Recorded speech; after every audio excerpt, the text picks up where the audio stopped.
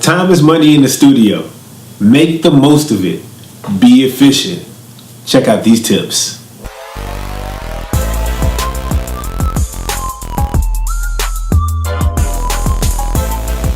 What's going on, world? It's your boy Twiz, and welcome to 5 Minutes of Twisdom. 5 minutes of tips and tricks to help you grow your music brand. And today we're going to talk about being efficient in the studio. That is a really important thing.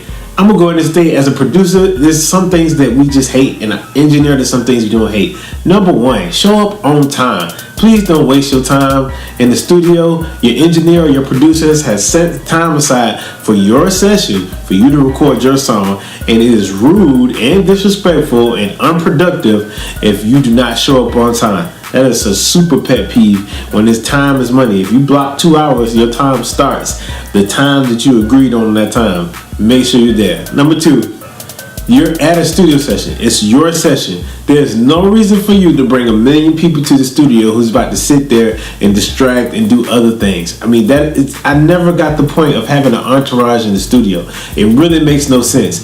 You usually have probably a person who will tell you that your music sounds either good or you need to redo it or over, or a manager or a good friend, a close friend, whatever. And maybe one other person, like if you have a significant other, a girlfriend, I'm not going to touch all of that, but whoever you bring with you to the studio, that's okay. But when you bring like the whole mob, the whole street, man, it's counterproductive. It doesn't work. Stop bringing all these extra people to the studio. Number three, a big pet peeve as a producer is when you don't know your lines. It's your song. How do you not know your lines? The studio is not the place for you to write your raps unless you're booking for like a big book, 4 hours plus, and you're going to be here for a while, and that's your project. So you should be ready to go. You should be able to hop on the mic, ready to record, already know your lines, be on point.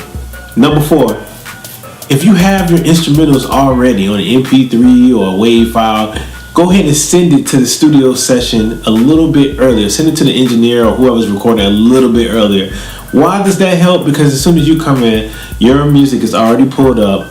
All the tracks are set. You're ready to go when you come in. You don't have to wait to upload your track or get it off of YouTube. You have to have somebody copy and paste and do all some kind of stuff to download links to get it. That's just frustrating. It takes your time away from you, and it's also a wasteful time for the engineer and producer who's taking the time out that day to record you. You're not prepared.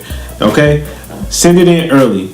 Make sure you have it on time with that. Number five, listen, I'm not one to judge. I could wear flip-flop socks and a tank top in the studio all day, but please stop wearing jewelry to the studio.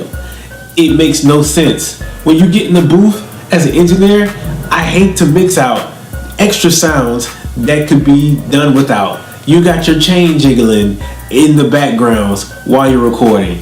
That is horrible. Number six, I know we're in the era of technology, but listen, when you're rapping, if you're using your phones, put it on silent.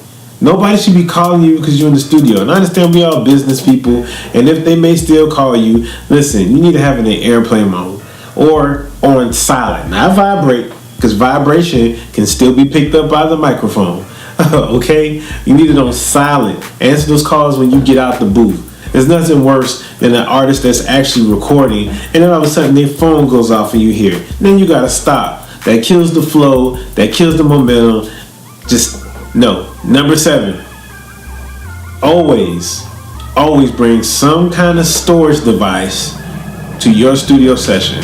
It is not the studio's responsibility to store your session or keep up with your session. You want to make sure you have a storage device because you want to have a backup of your song in case you want to get it remixed or have a featured artist, or you want to redo it, or whatever the case may be. You have it on your hard drive. Now you have some producers like me, I may keep a backup session just because I'm working with you. If we have multiple projects that we going together, it makes sense for me to have a copy. It makes sense for you to have a copy. But if you're coming at the studio for like a one-time thing, you take your sessions with you. Don't need to take up the space. Okay, that's what it's for. Next time when you book your next session, make sure you have these 7 tips in mind. All right, This will help you be more efficient and get more bang for your buck during your studio session.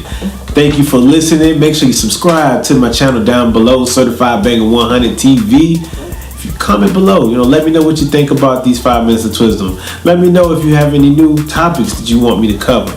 I'll make sure I'm here. All right, peace.